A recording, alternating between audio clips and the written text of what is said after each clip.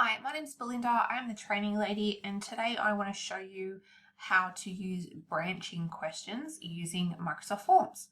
Now, branching questions you have probably encountered many times before, and essentially they are the type of question where if you answer A, you are directed to another question, or if you answer B, you are directed to an other question. So it allows you to kind of have a follow-up question based on what your respondents actually answer. So first up, what we're going to do is we are going to jump straight in, and I'm going to go and open the Microsoft Forms website.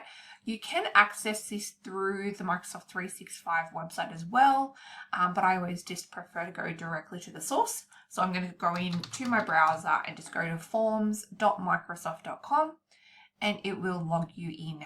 If you haven't logged in before, it might prompt you for your username and password. I, however, have logged into this numerous times, so it didn't ask me for that. Now, the first thing I'm going to do here is I'm going to create a new form from scratch. If you already have an existing form that you would like to use and add some branching questions to, then obviously you would go and select that from this location. But I'm going to go up to the new button here and choose new form. Now, once that loads in, a couple of things I'm going to do here. I am going to go and give my form a name just so it's got a little bit of context. So I'm going to click up into where it says Untitled Form, and that's going to allow me to add in a name. I'm just going to call this one Application Form. Now, this title area here does give you the option of being able to add in some media. So it allows you to add a graphic associated with this. Also, you can add in a form description. All right, so I'm just going to say Application Form by Belinda. All right, nice and simple. Now, you can see here I've got a quick start option here. It's going to essentially allow me to quickly add in some question types that I might want to use. So for instance, I might want to start off with putting in a question asking for the person's name. So I would go and choose the text type of field. So I'm going to go and add in a text field, ask me what the prompt or what the question is going to be, and I'm just going to ask them to enter their name. So I'm going to say your name. And again, with this, you can go in and add media in so that can be associated with a question.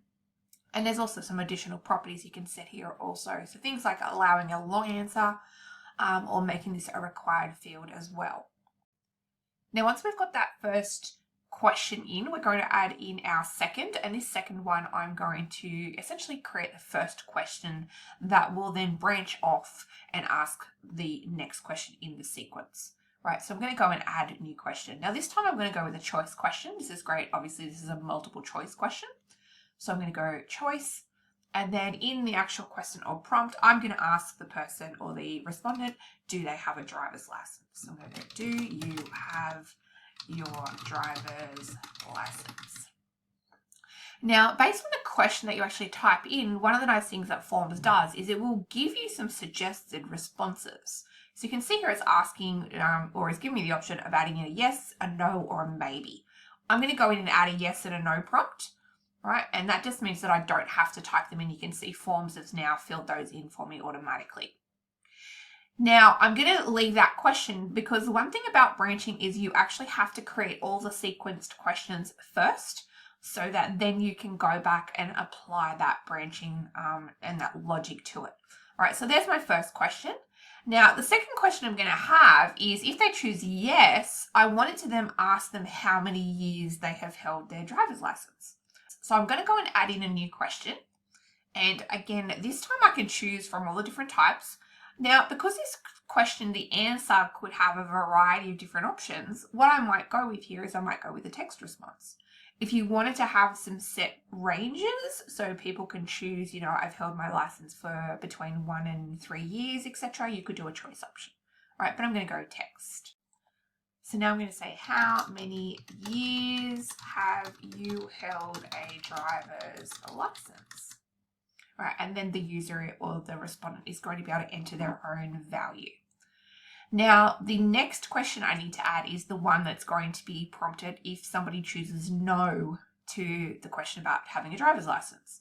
And what I wanted to say is, okay, if you don't have your driver's license, then do you have some other form of identification? All right, so I'm going to go in again with another add new question. This time I am going to have a choice because they're going to be able to choose yes or no for this. Yes, they have additional identification, or no, they do not. All right, so I'm going to go with a choice. And again, this one's going to say, do you have have another form of identification. And again, it's giving me the little prompts based off that question. So I can now go and add in, I'd like the yes prompt to go in, and I'd also like a no prompt. All right, so I've got my 3 questions now. So now I'm able to go back to that initial question and add in the branching. So I'm going to choose that second question, and you'll see again the settings open up for me. Now where we want to go is in the bottom right corner, we have the ellipsis button. It's the 3 little dots. That's essentially indicating to us that there are more settings.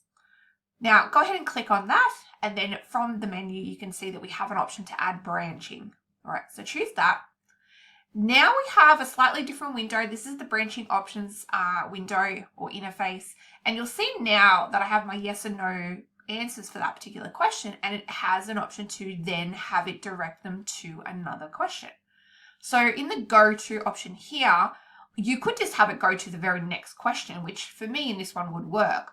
But if we want to be a little bit more specific, or maybe we're getting them to jump over questions, so maybe if the answer is yes, they don't need to answer questions 3, 4, and 5, and I want them to jump to question 6, I can do that.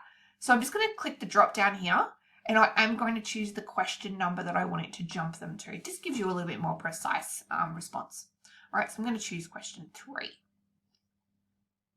Now for the no response, if they say no, I want it to jump them to question 4. All right, so again, drop it down, choose question 4. All right, now that I've done that, I have got my branching set up. We're going to go and use the little back arrow in the top left corner. That's going to take us back to our main form. And what you're able to do now is you're now able to preview this. So up on the top toolbar, top right corner, we do have a preview option here. So I'm going to go and click that. It's going to open up my form in that preview of what it would look like for someone else. And you'll notice that the 3rd and the 4th question are not visible at the moment. So what I'm able to do here is I am able to go in and put my name in, and then I'm going to answer the question, do I have my driver's license? Well, yes, I do. So I'm going to choose yes. And now you'll see that it opens up the other questions. All right, so how many years have I held my driver's license? Okay, well, I've held my driver's license for over 20 years. All right, so I can answer that. Now they have the option of being able to submit that response, and then that response would come through to me as the owner of this particular form. So I hope this helps. Obviously, as I said, you do need to get your questions all sorted and created first, create the sequencing, so that then you can go back and actually add the branching in through the form. Now I'm going to get out of this preview. I'm just going to click back. And the last step of this is going to be actually sharing this out. Right, so you do have your option up the top right corner here to collect responses. And what that gives you access to is choosing what type of permission or what type of access you want to give. So for instance, I can choose that anyone can respond to my form or only people within my organization. And then on the right hand side here, you've got all the sharing options. So here you can see there's a little invitation option I can send to specific people. I also have the option of creating a QR code. There it is there. I could then put that on my website or into a document or whatever it might be. And then I've also got the option of embedding this onto a website. So that's quite handy as well if you've got access to be able to put some code into a website. If all else fails, you also have the little copy link button up the very top here. So you can copy that link out and then provide that to whoever you need to give that to for them to fill the form out. All right, well, I hope that helps and gives you some information about branching. The full step-by-step instructions for this are on my website. Please remember to subscribe to my channel to receive any new updates. I am starting to get all of my content to be put onto YouTube. So I hope you enjoy this, and don't forget to like this video. Thanks again.